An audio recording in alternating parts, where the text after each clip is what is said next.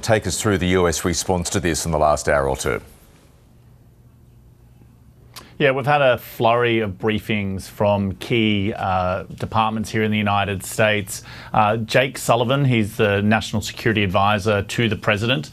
He spoke from the White House a little earlier, and it was he who described this as a significant escalation by Iran when comparing to that missile attack we saw back in April. Now, they and the Pentagon are describing this as about twice as powerful as that attack in April because of the type of weapons that were used. We are looking at about up to 200 ballistic missiles that have been fired by Iran on Israel. They have confirmed that at the direction of the President, the United States military aided in Israel's defense. Now, they say that naval destroyers did fire interceptors at these missiles, although it's unclear at this point whether or not those interceptors were actually successful in striking the Iranian missiles that were raining down on Israel. It seems clear that the Americans were very much in communication with Israel throughout these volleys of missiles. The President watched it all unfold from the Situation Room, which is a secure facility in the White House, and he has been involved in directing the American response. They say they're not only focused on the defense of key ally Israel, but also defending American assets which are in the region. Once again, Jake Sullivan said that his advice to any American who is in Lebanon is to get out, to take whatever commercial means are available to them to get out. He was questioned about whether or not they believe there are going to be further escalations, and they say that at this point they're still trying to work through exactly what this means for the region and what potentially the response from Israel will be.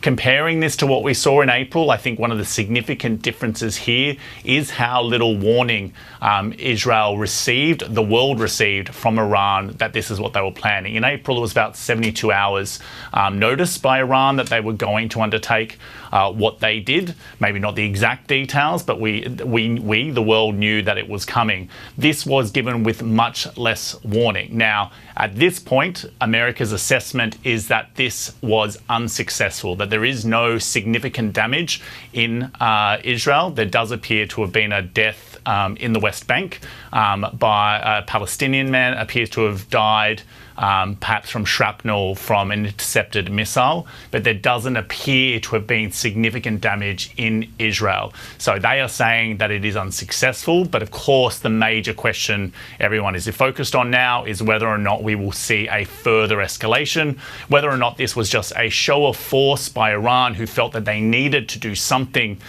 given the strikes that we've seen by Israel on Hezbollah in recent weeks, and of course the killing of the leader of Hezbollah in Lebanon, whether or not this was just that they felt under pressure to do something to be seen as supporting those proxy groups, or whether or not they were actually trying to actually hit significant assets. I mean, I think that is what will now have to be assessed. And obviously, as was the case in April when President Biden told Israeli Prime Minister Benjamin Netanyahu to take the win, to accept that they had managed to do significant damage in that case, and they had attacked the Iranian embassy in Syria. Iran then felt the need to attack Israel. Biden tried to calm the situation, didn't want a further escalation. The question is, of course, whether or not Israel will react strongly to this particular Iranian attack and where that leads us. That is what the world is waiting for. Let's pause for a moment and hear now from the US National Security Advisor Jake Sullivan, who spoke at the White House roughly half an hour ago. Today, Iran launched nearly 200 ballistic missiles towards targets in Israel. The United States military coordinated closely with the Israeli Defense Forces to help defend Israel against this attack. U.S. naval destroyers joined Israeli air defense units in firing interceptors to shoot down inbound missiles.